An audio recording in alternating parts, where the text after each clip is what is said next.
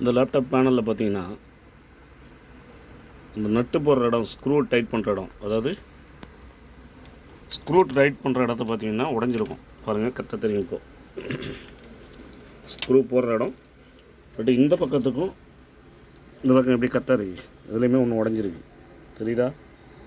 உடஞ்சதுக்கும் நல்லா இருக்கிறதுக்கான டிஃப்ரெண்ட் தெரியும் உங்களுக்கு. நல்லா அது பெரிய ஓட்டையாகவே இருக்குது. சரியா? பாருங்க, தெரியுதா? இதுக்கும்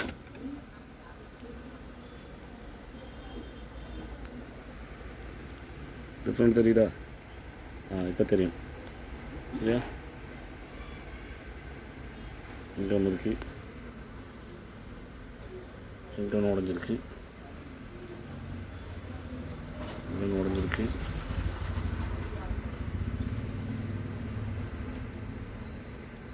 கஸ்டமர் சொன்னால் என்ன கம்ப்ளைண்ட்னா, ட்ரெயினில் போகும்போது கீழே 2-3 தடவை விழுந்துருக்கு.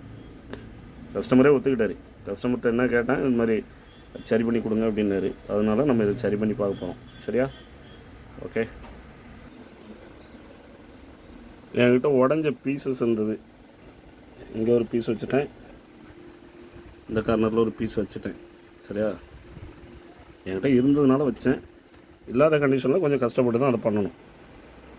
அதுக்கான அந்த ஸ்க்ரூ வரும், இந்த மாதிரி நட்டு வரும். இங்கே பாருங்கள், இங்கே வச்சு காட்டுறோம் பாருங்கள். இந்த மாதிரி நட்டு வரும். இந்த நட்டு வரும். இந்த மாதிரி நட்டு பார்த்தீங்கன்னா அந்த இடத்துக்கு சரியான நட்டு வரும். உடஞ்சவங்க கையில் கிடச்சிருந்தா ஓகே, இல்லைனா வேறு எதுலையாவது இருந்து தான் அதை எடுத்து போடுற மாதிரி இருக்கும். பாருங்கள், இன்ச்சஸ் அந்த ஸ்க்ரூ டைட் பண்ணி ஒர்க் பண்ணி அந்த லேப்டாப்பை ஃப்ரீயாக ரெடி பண்ணியாச்சு. நார்மலாக எல்லா லேப்டாப்பும் யூஸ் பண்ணுறது போல்.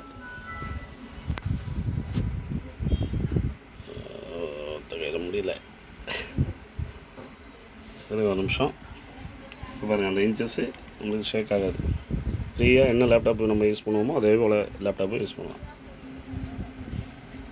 ஓகே, தேங்க்யூ ஃபார் வாட்சிங்.